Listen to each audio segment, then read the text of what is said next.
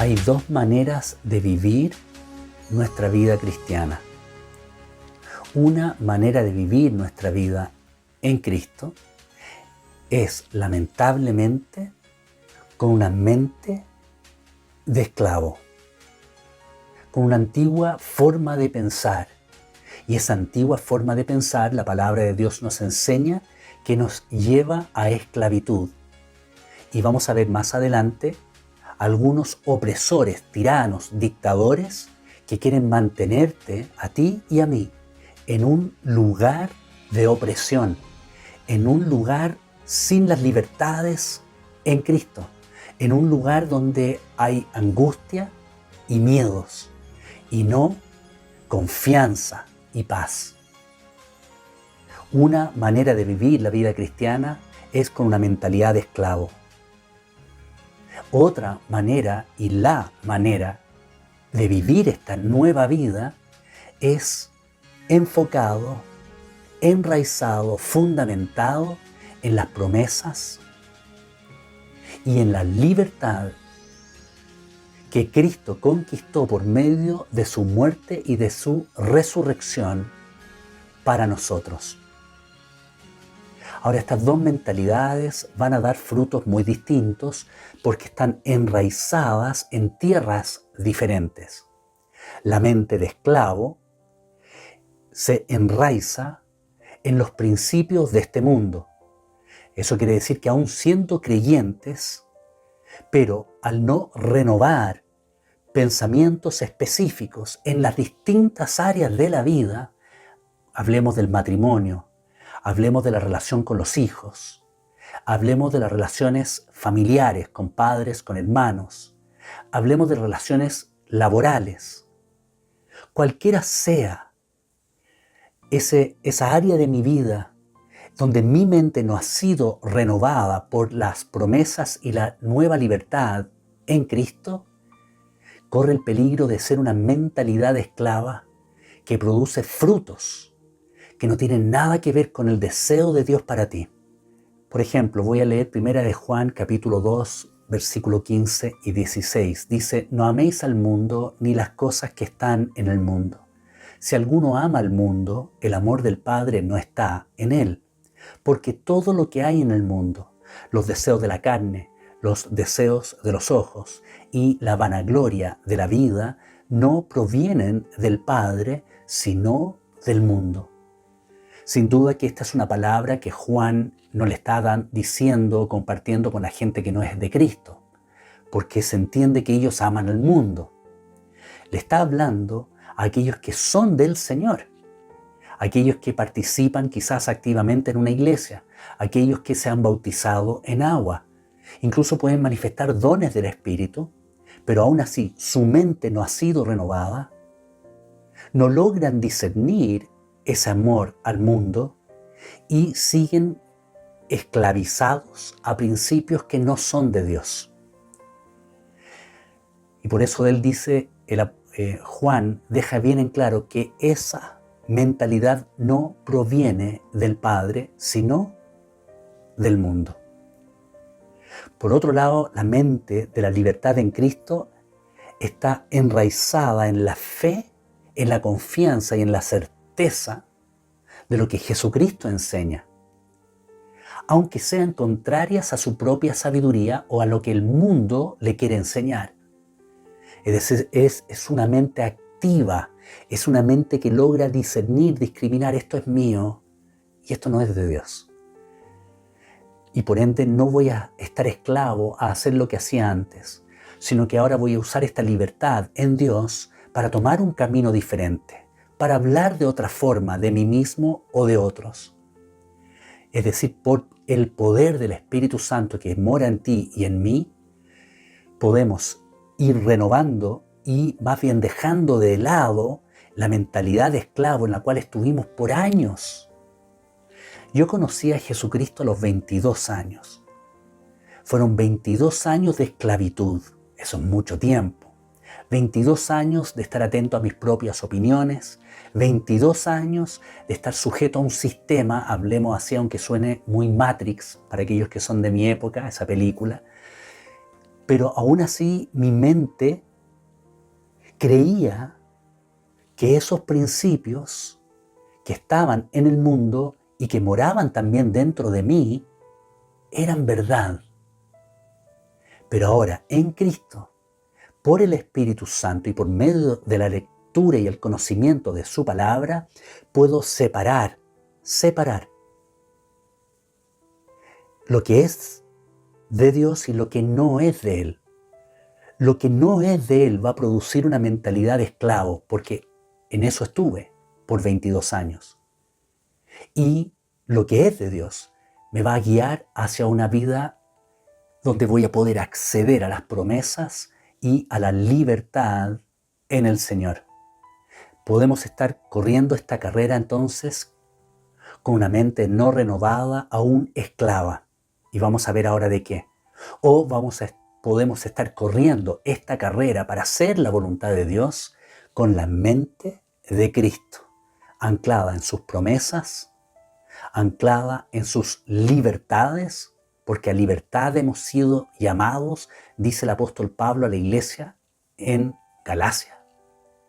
Vamos a avanzar lentamente, porque este aspecto de la vida cristiana es de vital importancia para que tú y yo podamos vivir la vida en abundancia que Juan registró en el capítulo 10, versículo 10 de su Evangelio, de la boca de Jesús.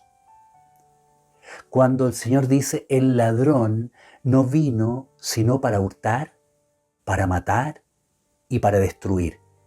Este tirano, este dictador, este opresor, Satanás, ha venido para robar lo que Dios deseaba para ti y para mí y llevarnos a una mentalidad distinta que no es de Dios y que va a producir un fruto que no es el que el Señor esperaba.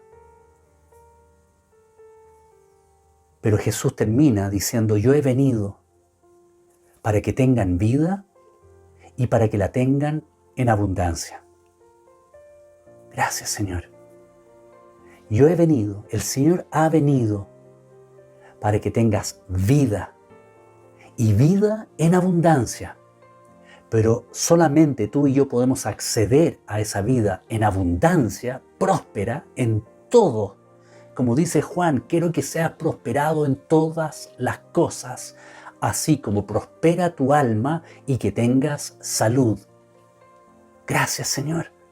Pero con una mente esclava no vas a poder alcanzar esa vida. Vas a estar siempre entrampado en obedecer a un amo antiguo. Tenemos que despojarnos de ese amo, tenemos que darle una carta de despido. Tenemos que hacer nosotros un golpe de estado a ese dictador o a esos dictadores. Y voy a terminar mencionándolos, pero antes definamos lo que es un opresor. Que conquista y subyuga a una persona con poder y violencia, privándolo de sus derechos y libertades para mantenerlo en un lugar de opresión, agobio, angustia y temor. Si ampliamos esa definición, podemos decir es aquel que conquista y subyuga, le pone un yugo, conquista y le pone un yugo a una persona con poder y violencia. Todo esto por definición, privándolo de sus derechos y libertades para mantenerlo en un lugar de opresión, de agobio, angustia y temor. Tremenda definición. Yo he hecho una ampliación, he tomado diferentes palabras de la definición de opresor para ampliar aún más la definición, y cuando uno lee lo que significa, puede entender esa mentalidad de esclavo y de qué manera nos ha conquistado, nos ha subyugado, es tremendamente violenta, tiene poder, me priva de mis derechos conquistados por Jesucristo y de mis libertades también conquistadas por el Señor, manteniéndome en un lugar de opresión, de agobio, de angustia y de temor. Quizás ahora que estoy compartiendo esto contigo, no logras quizás por toda la información poder discernir. Yo te pido que puedas orar conmigo y que podamos pedirle al Espíritu Santo desde ya que corte estas cadenas invisibles y quizás de las cuales estamos ignorantes, para que podamos dejar de lado esa mentalidad conformada a un mundo y a una realidad antigua, para de esa forma comenzar a caminar de una manera distinta, pero ahora poderosa en el Espíritu Santo, y que va a dar un fruto precioso, poderoso, amplio en tu vida. Para terminar, como dije antes, voy a nombrar algunos de los opresores de los cuales vamos a hablar luego. 1. El pecado.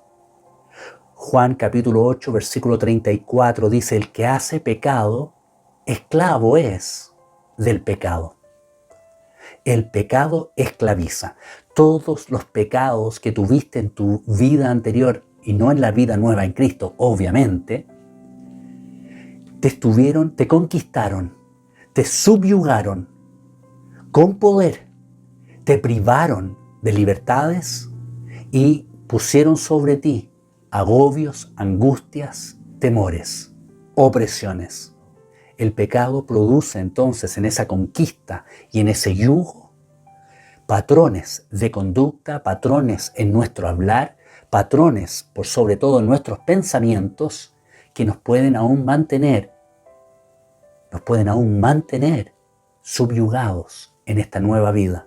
Luego está, sin duda alguna, Satanás, el príncipe de este mundo, de ese mundo que definió Juan, que le da forma a una corriente, como dice el apóstol Pablo a la iglesia en Éfeso, que forma la corriente de este mundo, que la moldea esos deseos, moldea esas vanaglorias, esas vanidades. Y Satanás de esa manera nos conquista y subyuga, y nos pone en un lugar de agobio y de opresión. Otro factor que quizás no considerabas es el hombre. El hombre o la mujer tienen, si nosotros les damos ese lugar, y quiero decirte esto, se lo diste. La palabra dice que el temor al hombre crea lazo, pone un lazo, subyuga. Cuando uno pone los ojos en lo que la otra persona considera, o en el momento en que me lleno de orgullo y la ignoro, sea cual sea el camino que yo tome frente al otro, si no es el camino que Dios estableció, es decir, un camino de arrogancia, o un camino de idolatría, o un camino de estar con miedo, sujeto a lo que pueda opinar. Cualquiera sea el camino que yo tomé referente a otro o a otros, eso me generó un yugo, que aún ahora en Cristo me puede estar manteniendo subyugado aún al interior del cuerpo de Cristo. Por eso, para uno cuando es pastor, uno debe entender que la Biblia dice en Hechos capítulo 2 que es el Señor quien añade a la iglesia los que han de ser salvos. Pero uno debe entender que esas personas que entran por la puerta buscando salvación de toda una vida de destrucción, de opresión, de angustia, de miedo, viene con una mentalidad de esclavo. Entonces, si yo a esa mentalidad de esclavo me es fácil como pastor mantenerlo subyugado, porque viene acostumbrado a estar subyugado. Por eso la labor de todo hermano en Cristo es más bien presentarle una vida nueva de libertades, no de libertinajes, como dice el apóstol Pablo, pero eso vendrá en su momento.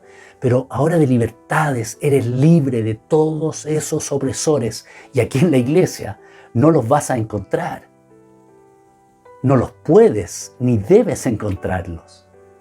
A final de cuentas, el centro de alto rendimiento, la iglesia, debe ser un lugar libre de opresores. Tenemos el pecado, tenemos a Satanás y tenemos el hombre. También tenemos una mente no renovada, también conquista y subyuga. Tenemos una boca que habla descuidadamente.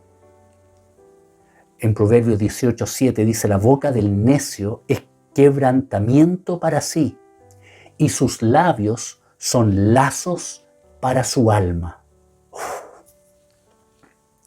La boca del necio es quebrantamiento para sí. La boca del necio es quebrantamiento para sí, y sus labios son un lazo para su alma. Y finalmente, nuestras pasiones desordenadas, nuestros malos deseos, nuestras avaricias o nuestras concupiscencias, es decir, el exceso de deseos desordenados que no tienen que ver con la voluntad de Dios, también nos han conquistado y subyugado. Como vemos, hay varios opresores que en su momento nos conquistaron y nos subyugaron con poder y violencia, privándonos de los derechos y libertades que Dios quería que tuviéramos acceso en Cristo, dejándonos en un lugar de agobio, de opresión, de angustia y de temor. Todo eso generó una mente de esclavo. Es decir, ahora tenemos patrones de pensamiento que no tienen nada que ver con el Señor.